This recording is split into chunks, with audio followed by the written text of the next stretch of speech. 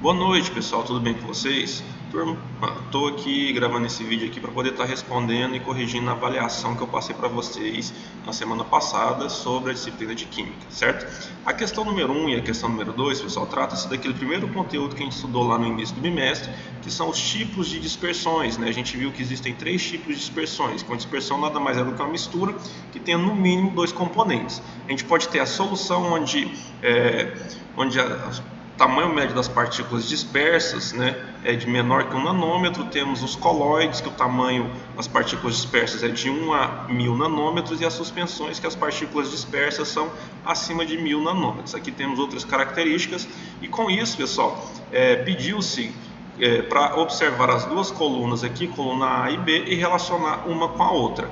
E a gente vai fazer isso agora, né? A coluna A temos aqui solução verdadeira, solução coloidal e suspensão.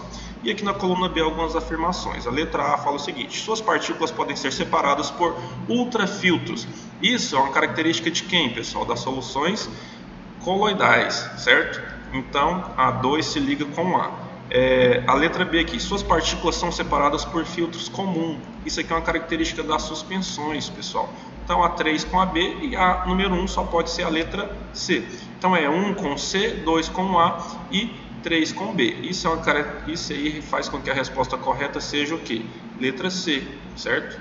Letra C é a resposta correta. A número 2 fala o seguinte: algumas indústrias e muitos veículos lançam partículas sólidas no ar. Essas partículas possuem diferentes tamanhos, e as que têm diâmetro superior a 1000 nanômetros possuem o nome genérico de particulados, né? Com base nessas informações, responda. A gente já sabe o seguinte, pessoal: se são superiores a 1000 nanômetros, só pode ser uma suspensão. Então a resposta certa aqui, pessoal, vai ser o quê? As partículas de tamanho superior a 1000 nanômetros misturados com ar formam uma suspensão. Resposta certa, letra A, certo? Aí aqui a número 3 fala o seguinte: em uma espuma, a fase dispersa e a fase dispersante são, respectivamente. Pessoal, espuma, a gente lembra o que? Espuma que você faz quando você lava vasilha, você está misturando o que? Você tem o líquido, né, que é a água com sabão, e você mistura o ar. Quando você esfrega, o ar vai sendo misturado, né, no líquido de água com sabão e formando espuma. Então você tem o que? A fase dispersante é um gás, né? E a fase dispersa é um gás em um líquido, né? A fase dispersante é um líquido. Resposta certa, letra E. A número 4, pessoal, aqui está pedindo para fazer uma relação, porque agora a gente está falando diretamente sobre os tipos de coloides. Quando a gente viu que a gente tem um coloide do tipo sol, gel, emulsão, espuma e aerosol. O tipo sol, pessoal, ela é o que? Parecido com solução, onde você tem o que? O disperso ele vai ser um sólido e o dispersante um líquido. Então a 1 aqui vai se ligar com a letra B. A 2, o gel, é o contrário. Você tem um líquido em um sólido. Resposta certa aqui, letra D, certo? Emulsão, pessoal, é quando você tem 2 líquidos misturados. Letra E.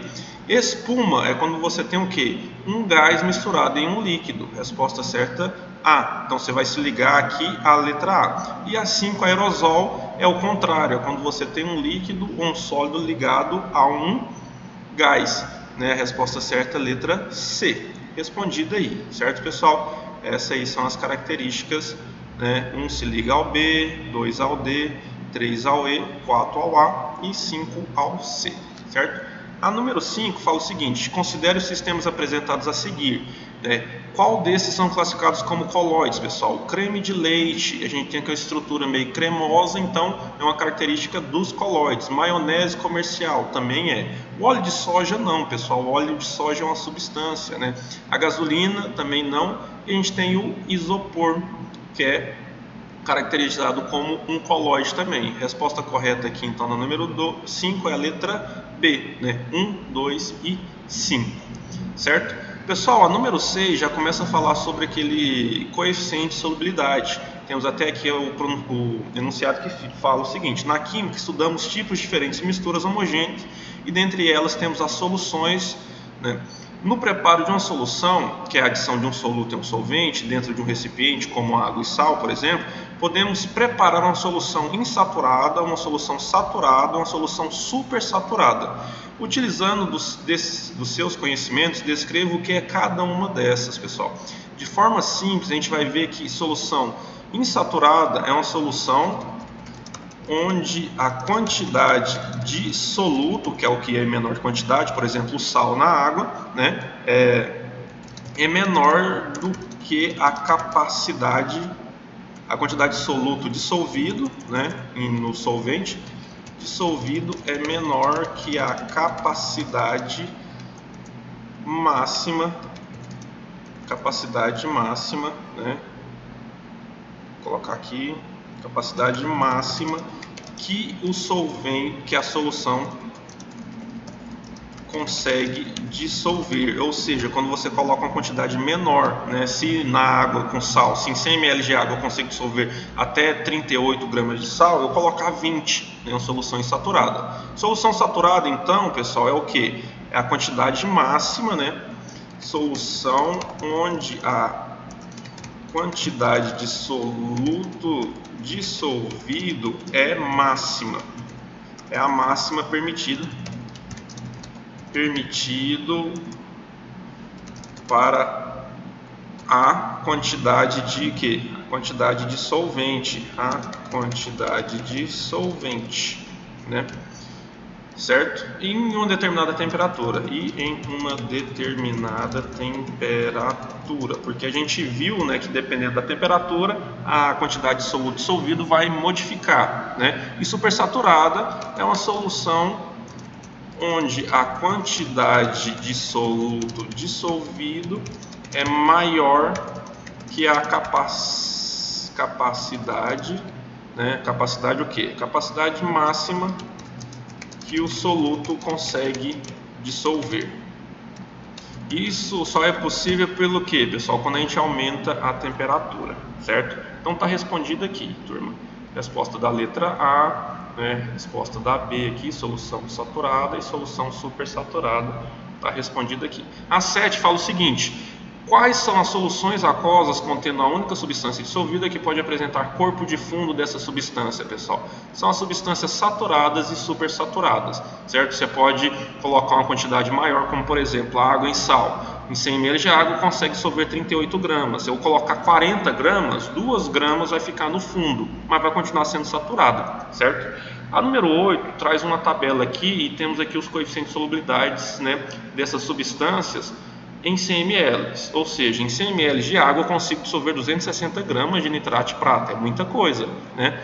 E aqui está falando o seguinte: em 50 ml, ou seja, a metade, pessoal, do volume de água, eu vou conseguir dissolver a metade desse tanto aqui também, né?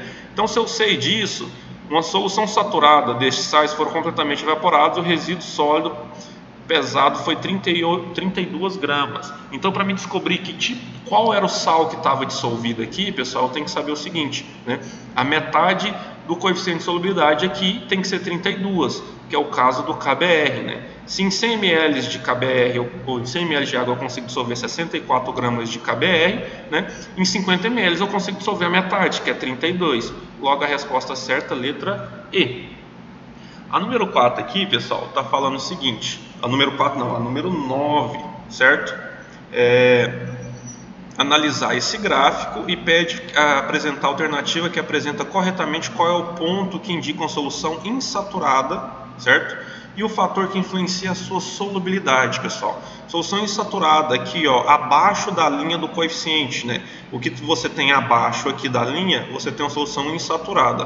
O que você tem acima aqui, supersaturada, e o que você tem na linha do coeficiente aqui é saturada. Então a solução letra C, que é insaturada, e o fator que influencia, né, é a temperatura. Resposta certa, letra C. E por último, a gente tem uma atividadezinha aqui de concentração, que fala o seguinte: nos estudos das soluções conseguimos calcular a concentração de uma solução através de uma conta simples que segue a seguinte fórmula: concentração é igual à massa do soluto dividido pelo volume da solução, certo? Então, utilizando este cálculo, qual seria a concentração comum de uma solução que foram dissolvidos em 50 gramas de sal em 200 ml de água? Pessoal, a concentração nada mais é do que a quantidade de um determinado solvente em uma solução. Como por exemplo, se alguém chega na sua casa e pede um cafezinho, pessoal, e aí você pergunta: você gosta dele mais concentrado ou menos concentrado? Isso quer dizer o quê? Você gosta do café com mais pó ou menos pó? O pó, então, é o solvente e a água é o soluto, O pó, então, é o solvente, não, ele é o soluto, que é em menor quantidade, e a água é o solvente, e junto a gente tem a solução. Logo, então a gente pode fazer o seguinte, né? Concentração é igual a massa dividido pelo volume, certo? Então a concentração de uma solução que tem o quê? 50 gramas, né, de um determinado sal dividido em 200 ml de água. Mas está vendo que as respostas aqui são em litros, então eu tenho que converter 200 ml em litros, que dá 0,2 litros, certo? Então é 50 dividido por 0,2. A gente pode pegar a calculadora aqui, né, e fazer a continha aqui, ó. 50 dividido por 0,2, que vai dar o que? 250, né? Então a concentração final aqui, pessoal, é o que? Concentração final é igual a 250 gramas por litro. Se em 200 ml eu tenho 50 gramas de soluto, então em 1 litro eu vou ter 250 gramas dissolvidos ali, certo? Resposta correta, letra E. Então agora respondido, pessoal, quem quiser melhorar um pouco a nota pode vir aqui copiando os enunciados, certo? E com a resposta correta, né? Recopiar, refazer a atividade. Copia aqui, né? Essa pergunta é a resposta correta. Pergunta número 2, resposta correta. Pergunta número 3, resposta correta. Pergunta número 4, resposta correta e assim por diante. Beleza? Qualquer dúvida é só me procurar. Ok?